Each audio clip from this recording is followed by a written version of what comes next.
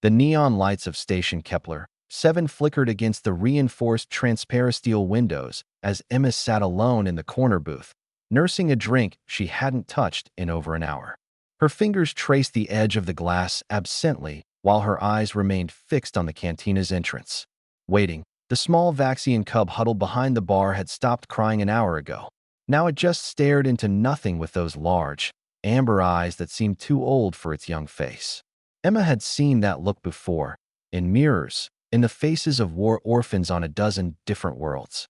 The look of someone whose universe had shattered in a single, violent moment.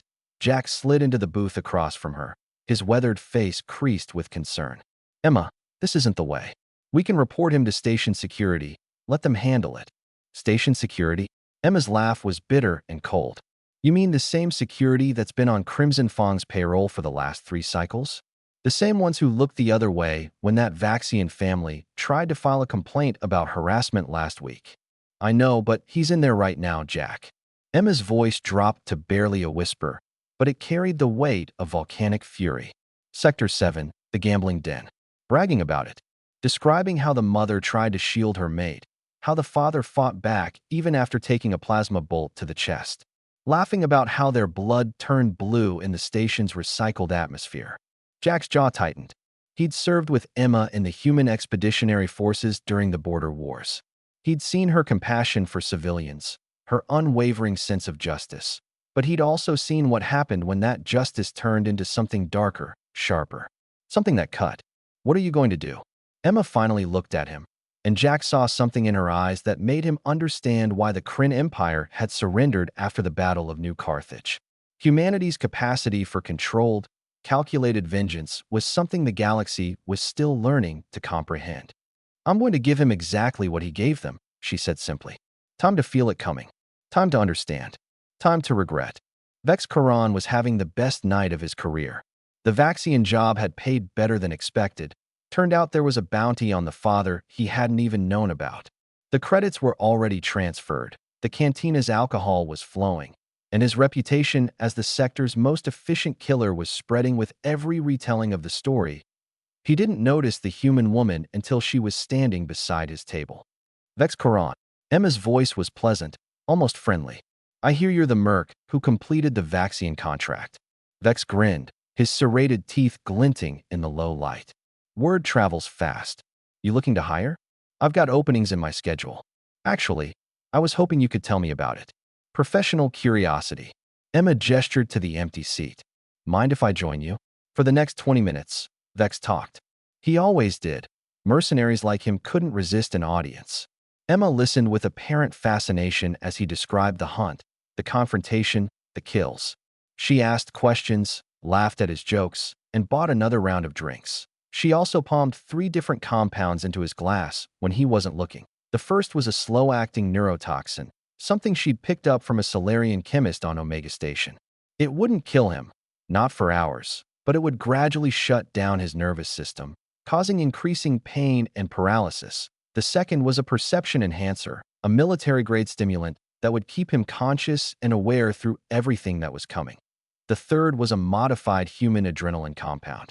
It would make every sensation feel like it was happening to him for the first time, over and over again.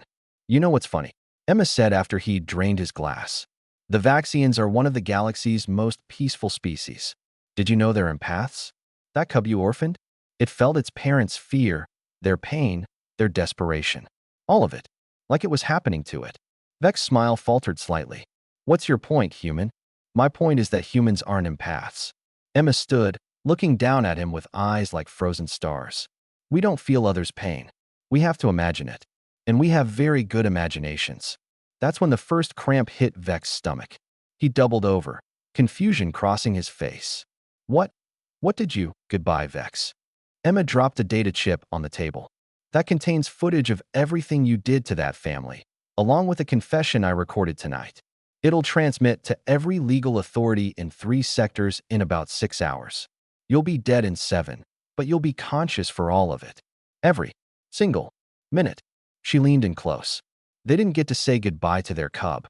You don't get to say goodbye to anything. Jack was waiting outside the gambling den when Emma emerged. Her face was calm, almost serene. It's done. It's done. They walked in silence back toward the cantina where the Vaxian cub still waited. Emma had already contacted the Vaxian embassy.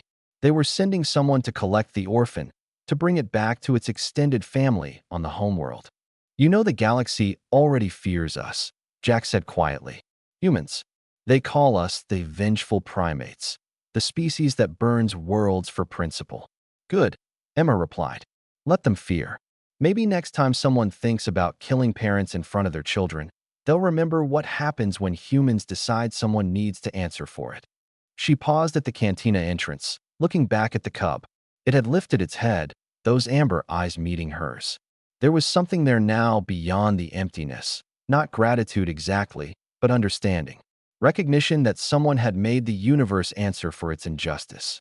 Emma knelt beside the cub, her voice gentle for the first time that night. It doesn't bring them back. I know.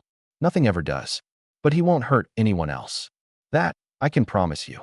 The cub's small hand reached out, touching Emma's for just a moment before pulling back.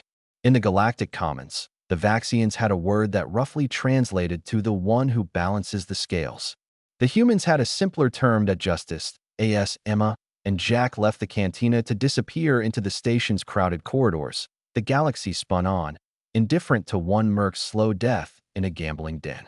But somewhere in the data streams and quantum communications that bound civilization together, the word spread. The humans remember. The humans care. And the humans make you pay. Not quickly. Not mercifully. Slowly.